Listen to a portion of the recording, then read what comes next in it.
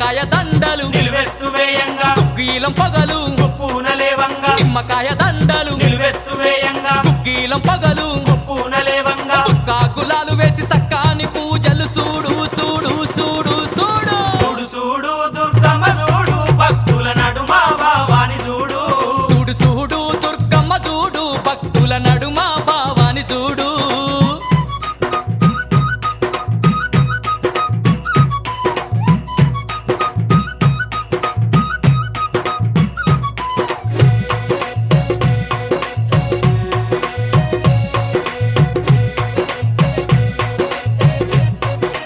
అమ్మా